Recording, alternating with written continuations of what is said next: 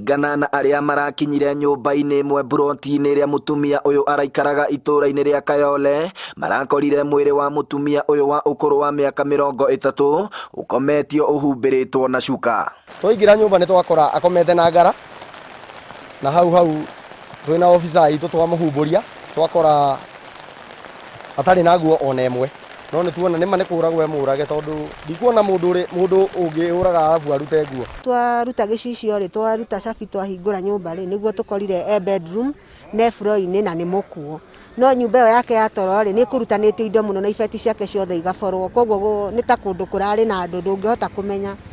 No ira thaa 3 nĩ mararĩtie na my dad kuonania kuma thaa 3 rĩu nginya gũkĩa kwa rũcinĩ tũtingĩmenya akuire atĩa kana oragirwo nũ kana gũthire atĩa, no mũmũragia aramũragire na arakanyĩra nyũmba. Na ciana ciake igĩrĩ arakoretwo acitwara kwĩ nyina Kĩnũngi, ũguo tũgacokeria Ngai ngatho tondũ takorwo ciana icio cirakorirwo nĩ mũharibu ũcio gũkũ, ũguo tũraria tiguo tũngĩraria. Kũringana na mwarĩ wa nyina na Beth Mwĩhaki, harĩ na marũa marakorirwo metha-inĩ marĩ na ndũmĩrĩri ĩrĩa atanaumbũra, marĩa rĩu megũteithĩrĩria borithi harĩ gũtabania ũthuthuria.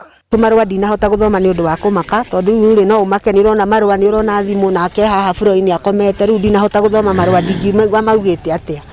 No tũmarũa tuma tũnini. Ndingĩenda kuga ũhoro wa tũmarũa tũu mũno ĩ, nĩ ndatũthoma na ti wega gũtwanĩka haha hatharani tondũ twĩna borithi na borithi nĩ ĩreka upelelezi, no nĩ njũĩ tũmarũa tũu nĩ tũgũteithia thirikari itũ gwĩka upelelezi na rĩngĩ kũnyita mũndũ ũrĩa wĩkĩte gĩko kĩu na ihenya.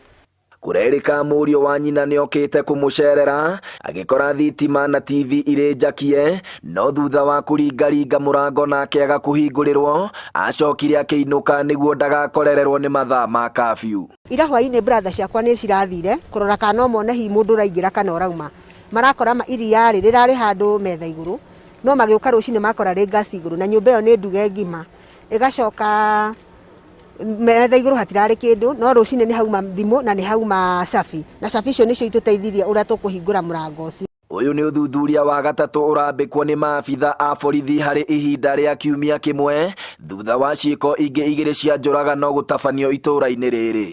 MCA wa wondi ĩno wa Nyoike wa Nango arenda ũgitĩri ũgacĩrithio itũũra-inĩ rĩrĩ. Thigari nĩ tũkwenda na patrol ya kuma thinacara nginya thinacara nĩ tũramĩenda, na ti gũthaithana tũroiga nĩ tũrenda tondũ ithuĩ nĩ tũrutaga igoti na wĩra wa thigari na thirikari nĩ gũcunga mwananchi mwema. Gũkũ bamĩrĩ ĩno ĩkĩenda borithi mahanyũkie ũthuthuria na maikie ngono ũrĩa ũngĩkorwo atabanĩtie gĩko gĩkĩ, OCPD wa Naivasha Samuel Wawerũ augĩte metereire riboti ya ũthuthuria wa mwĩrĩ mamenye ũrĩa mũtumia ũyũ arakuire nĩguo ũthuthuria wao ũtemerwo njĩra.